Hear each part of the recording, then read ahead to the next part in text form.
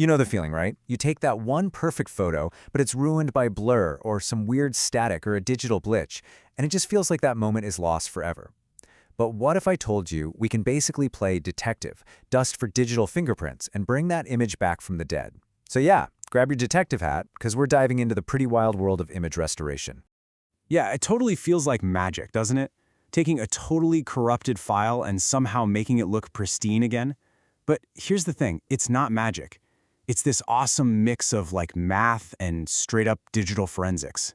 And we're about to pull back the curtain and show you exactly how it all works. Okay, so every good investigation has to start with a case file. And in our story, the case, well, it's the corrupted image itself. Our very first job as digital detectives is to really understand the crime scene. Okay, check this out. This diagram perfectly frames the problem. On the left, you've got the original image. Let's call that our victim. Then something bad happens, right? A degradation process. That's the crime. It turns our pristine image into this messy observed image, and that's our crime scene. The entire goal here, the whole point of restoration, is to scientifically reverse engineer that crime to get back to the original. And listen, this is a really, really important distinction to make. We are not talking about image enhancement. That's subjective, right? It's like slapping an Instagram filter on a photo to make a sunset look a bit more punchy. What we're doing is image restoration. This is an objective, scientific process. We're trying to build a mathematical model of exactly what went wrong and then undo it. It's forensics, not art. Big difference. Right. So to solve this case, we need to know who, or, what we're actually up against. It's time to identify the culprits, the things that are actually damaging our image. And here they are, our lineup of the usual suspects. First up, you've got additive noise. Just think of this as random static that gets layered on top of your image, kind of like the thermal noise a camera sensor might pick up. Then there's multiplicative noise, which is a little sneakier, because its effect actually changes depending on how bright that part of the image is. But honestly, the most common vandal, the one you see all the time, is impulse noise. You probably know it as good old salt and pepper noise.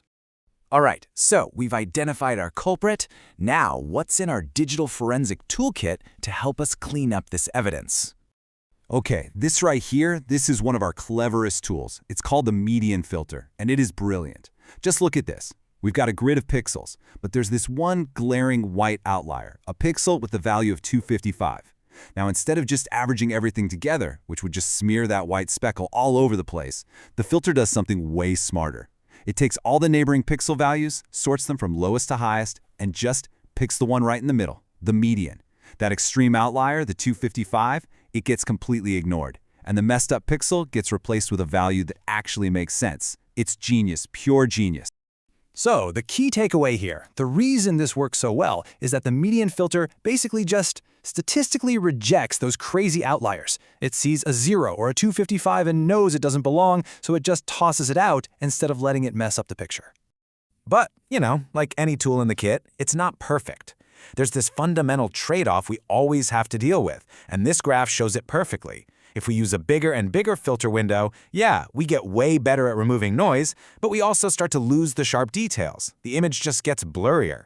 It's this super delicate balancing act for any digital detective. And what about when our crime scene is in full color? Things get a bit more complicated. We can't just slap the same filter over the whole image. That would create all sorts of bizarre, funky color artifacts. No, we have to be way more methodical. We use what's called a split merge strategy. We split the image into its separate red, green, and blue channels, run our filter on each one all by itself, and then merge them all back together. That's how we preserve the final image's color integrity. So, let's do a quick recap of our main tools. You've got your basic average filter, which, yeah, it smooths noise, but it really blurs the edges.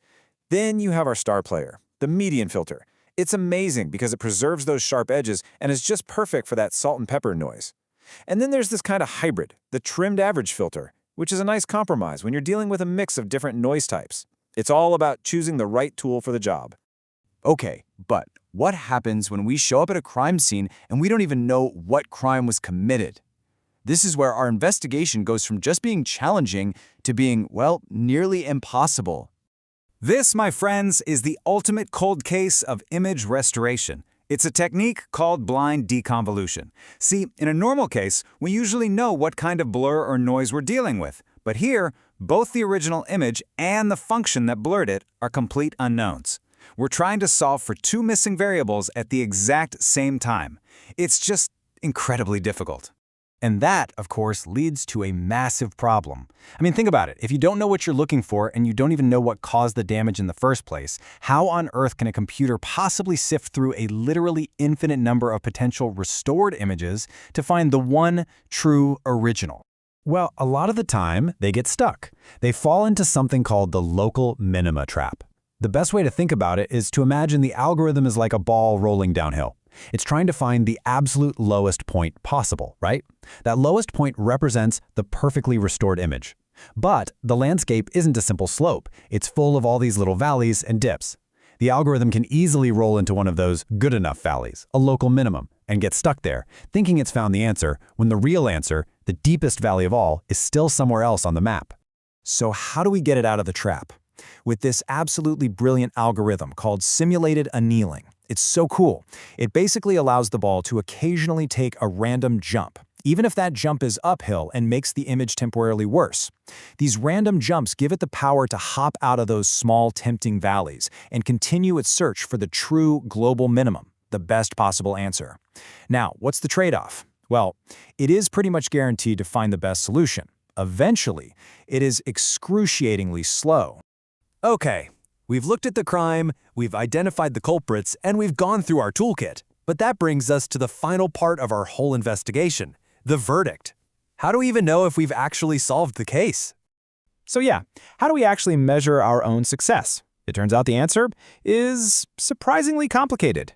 And this all leads us to what I like to call the God-view paradox. See, when we're in a lab setting, we can measure our success perfectly. We use a metric called ISNR because we have the ground truth. We have the original, pristine image to compare our result against. But out in the real world, on a real case, that original image is gone, forever. All we have is the corrupted evidence. Which leaves us with this final fascinating question to chew on.